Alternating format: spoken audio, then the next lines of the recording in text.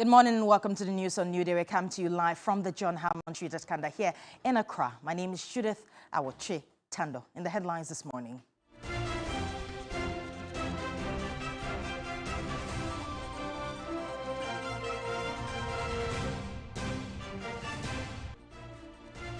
Fear grips at Duejiri residents and security beefed up after 2 people were killed and several others injured in a renewed chieftaincy dispute.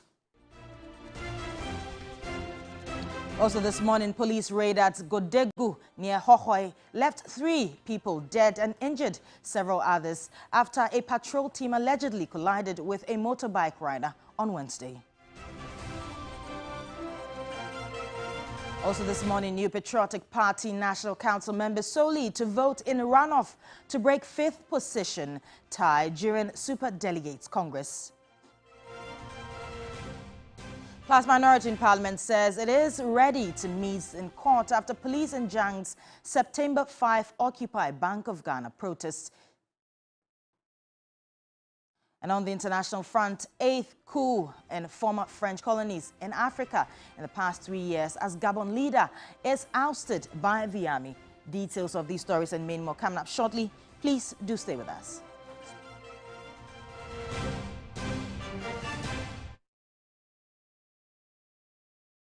Well, in our first story, the Ghana Police Service says it has no option but to place a court injunction on the proposed Occupy Bank of Ghana protest attempt by the National Democratic Congress because it still considers it as a security installation due to the routes chosen. Now, the service secured the injunction from the High Court after it failed to reach an agreement with the NDC, but Deputy Minority Leader and Emmanuel Ba and Chief Whip Kwame Abuja insists the protest will come off on September 5 as planned and via the same routes. We must say that we are very disappointed with this development, which is clearly an attempt to scuttle the protest, which is intended to hold the governor of the Bank of Ghana and his 2 deputies accountable for their mismanagement of the bank, which has resulted in an unprecedented and colossal loss of 60.8 billion Ghana cedi, an amount which has had serious consequences on the economy and pushed close to 1 million Ghanaians into poverty. As representatives of the people of Ghana, we will keep our sacred duty to uphold the public interest in line with our constitutional guaranteed right. Absolutely no basis for the police to suggest that members of parliament were going to ransack the Bank of Ghana. The police can be assured that if they decide to withdraw their motion, we can sit down and conclude on that. But they cannot tell us that we should go and protest at Independence Square. What is the basis of that one? Our doors are still open, but as far as we are concerned, we have been stabbed in the back by the Greater Accra Regional Police. Now we move to politics now, and only National Council members of the governing New Patriotic Party will vote in the party's September 2nd runoff between Boachie Ejiakor and Francis Adenimo to decide the fate of the 2 flag-bearer hopefuls. The decision was reached after a National Council meeting of the party. Noble Crosby has been speaking with the General Secretary. It's been a long day for the leadership of the NPP. The agenda simple. Find ways to break the tie between the 2 5th-place candidates in the Special Delegate Congress, Adenimo and Boachie Ejiakor, who both polled 9 votes. The party has made a decision, and it was arrived at after deliberations with the National Council of the party. The tie will be broken by only members of the National Council in an election on Saturday. Yes, there will be a rerun, but the rerun, the delegates will not be the special delegates or the delegate that constituted the special delegate. But however, the National Council will break the tie. And the reason being that the constitution of our party under Article 10.3 gives the National Council the power to take decisions in the best and well-being of the party. Also at this emergency meeting by the National Council, a decision taken by the election committee was annulled. This annulment makes it possible for government appointees to act as agents of the aspirants.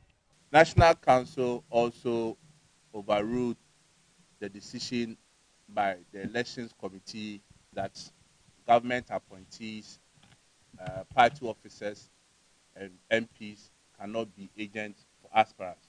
Going to the 4th November, any aspirant has the free will to choose any agent of his choice. Noble Crosby Annan.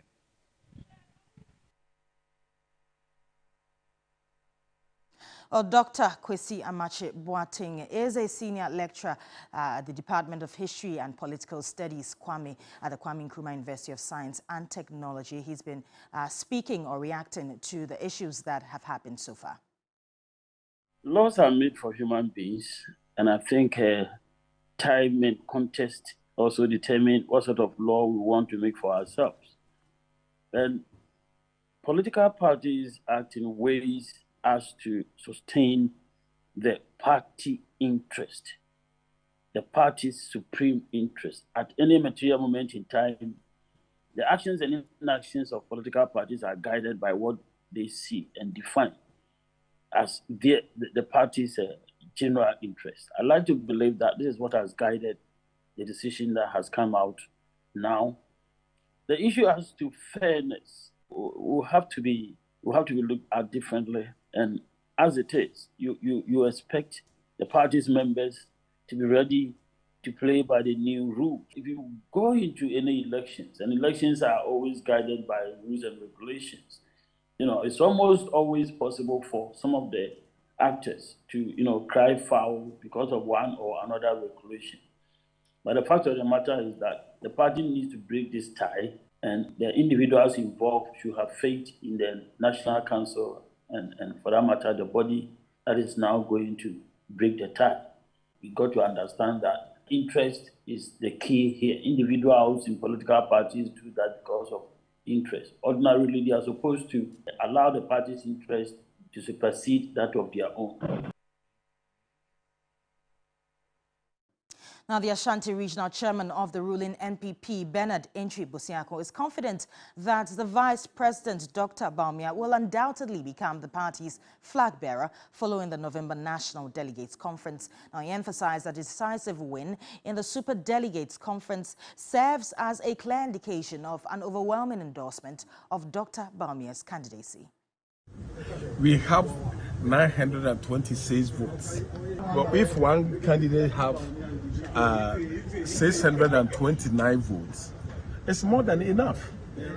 Even the one we are calling him second, Kennedy, we are calling him second, he got 132.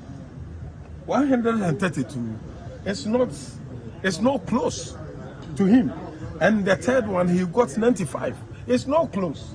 But because in the name of democracy and our constitution, that is why we are still going for this election. But if it is not in the name of democracy, this one is the done deal.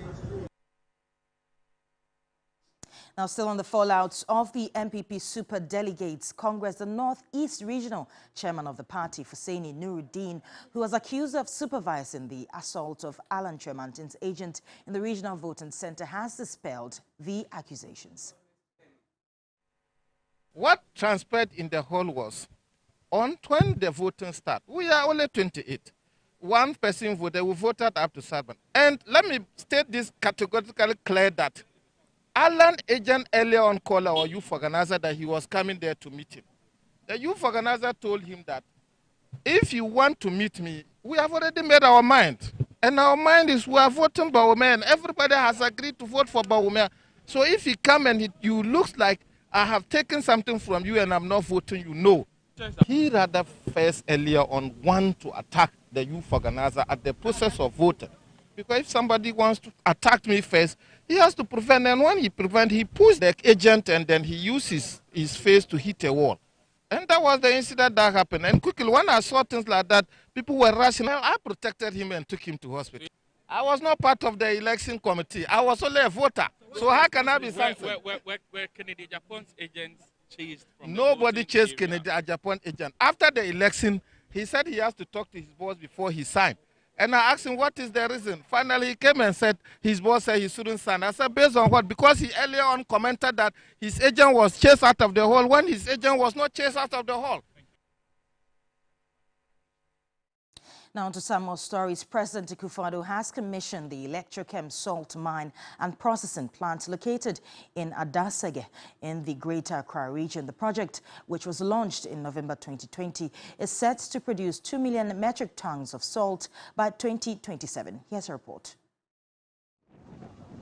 It is the largest salt mine and processing plant in all of Africa, with a capacity to produce about 1 million metric tons of salt per year. What's more, this salt can supply both local and export markets, which of course is certainly a win for Ghana.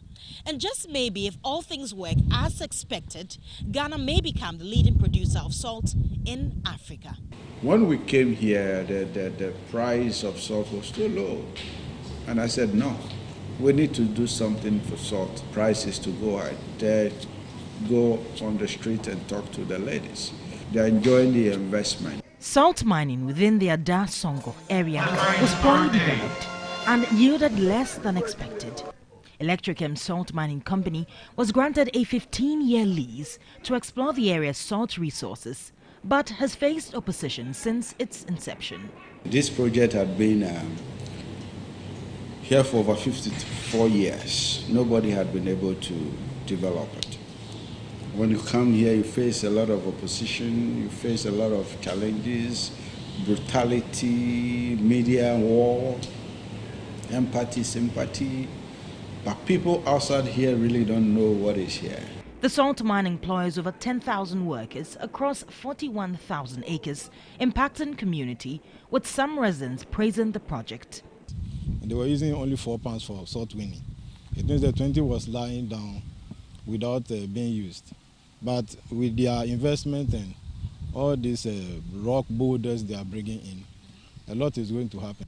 I mean, I said, first, 200,000, 20 cedis. Now we sell a sack of salt for 400 cedis. At first, it was just 20 cedis. It's now profitable. President Akufo-Addo indicated that the project will engender development for the locals. Think with me for a moment about the prospects of Ghana selling $2 billion worth of salt to Nigeria annually, and the ripple effects the sale of such a simple commodity, which Nigeria and indeed many other countries in West Africa import from other continents, can have on our economy. With its current ability to produce some 650,000 metric tons of salt per annum, and expanding its productive capacity to 1 million metric tons in 2024 and to 2 million metric tons by 2027. Chidethawo Chitando, TV3 News, Adasongo. On to some security-related stories now. Contrary to the police's account of Wednesday's violence in the Godegu community near the Hohoi, the residents have expressed skepticism. They argue that the police vehicle caught fire because the patrol team collided with a motorbike riding resident, not due to any form of retaliatory action. Additionally, the residents have contested the reports of the 2 police officers losing their lives during the confrontations with community members. The Godenu community revealed a scene marked by the aftermath of a police raid that occurred following an alleged accident involving a motorbike rider. The impact of the police's presence was evident everywhere, even though their account of the incident did not mention these details. According to the residents, the police entered the community after their accident with the motorbike rider had already taken place outside the area. The police allegedly fired at the residents, resulting in the death of 3 individuals and leaving several others injured. Numerous motorbikes were reportedly set on fire and a significant amount of property damaged, including the destruction of vehicles, household appliances, shops, and even the chief's residence. Togbe is aware, just that Togbe is not in town. And 2 of his vehicles were also smashed, which is also very unfortunate because if anything at all, the police come to town. It's Togbe who will host them. And I understand when they were even smashing the windscreen of the vehicle, someone tried to inform them that is Togbe's vehicle, but they say they don't care. In an account given in the Ewe language, the wife of the chief of Bigodo, Doris Kojobra, recounted that she took cover in her home upon hearing the gunshots while the chaos continued.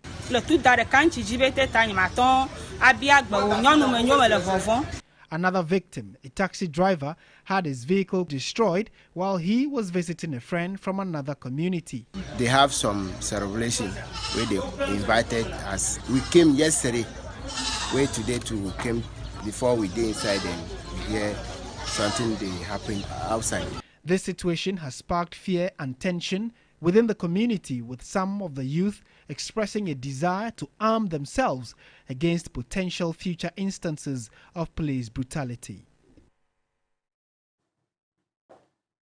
To one of our headline stories now, and fear has gripped residents of Adwejiri near the Nsawam in the eastern region after 2 people were killed and several others injured in a renewed chieftaincy dispute. Security has also been beefed up in the town to avert further clashes. Godwin Asidiba reports. It's day 1 after an alleged gun attack related to an ongoing chieftaincy dispute resulted in fatalities at Adwejiri near Nsawam in the eastern region. 41-year-old Evans Efum, who suffered gunshot wounds during the clash, is currently receiving medical treatment at the Nsawam Government Hospital, where doctors are hoping to remove bullets from his body. I was going somewhere before the clash started. Suddenly, I realized I had been shot. In the Adwejiri township, the tension is still felt. Bullet holes now mar the facades of shops, serving as visible reminders of the clash that rocked the community. Residents can't stop wailing. They have lost their loved ones. I am currently standing at Okwanajo Palace, where most of the victims ran toward to seek help. 5 are in a critical condition at the moment, and 2 unfortunately died. This is the blood stains of a human being who was shot yesterday. We've made a report to the police, and we are yet to see what they can do. Kwame Apitu is one of the victims who was shot and killed in yesterday's clash. This is his wife here, who has been crying uncontrollably. She has been sharing with us her last experience with her beloved husband. I told him I was going to prepare his favorite meal when I returned from church. Upon returning, I was told he was dead. The police have been strategically stationed at key locations to closely monitor the situation and prevent any further unrest. The incident unfolded when the convoy of the recently installed chief by Achim Ebuaka Traditional Council to the township. The new chief was installed last week and is still undergoing some customary rites in Chebi. The Nsawam Adwejiri Municipal Chief Executive, Isaac Kwadwo, recalls a similar incident claiming 1 life 3 months ago. I will report to the regional minister so that this matter will be finalized or normalized. Godwin Asidiba, TV3, Adwejiri, Eastern Region. Now, in international news, Gabon is the latest country in Africa to be hit by the wave of coups. The military has seized power and placed the deposed president under house arrest. The country held elections last week, but the junta has announced the results, which handed deposed President Ali Bongo a fresh 7-year mandate. Duke Mentopoku has more. Significant for a number of reasons. Number one is the fact that Gabon has been ruled by one family for 56 years. So more than 5 decades, one family has made it their business to run Gabon. It started in 1967 when Omar Bongo took over the reins of power after the then president Leon Mba died. He was in that government. He ran that country from 1967 till he passed on in 2009. And then his first son, Ali Bongo Ondimba, who's the deposed president, took over the reins of power. He's actually contested and won elections, that is 2 terms of 7 years each, and he was going to serve his 3rd term of 7 years, which would have made it to him, serve 21 years in power. He has been seen in the last few hours in a viral video lamenting the kind of treatment he's been given by the military junta. Ali Bongo Ondimba, President of Gabon. And I'm to send a message to all the friends that we have all over the world to tell them to make noise, For the people here have arrested me. He still refers to himself as the president of Gabon, lamenting the kind of treatment he's been given. He says he's been separated from the wife and his kids. The international community is watching keenly and in what is the latest in the wave of what has been referred to as the French Spring in Africa.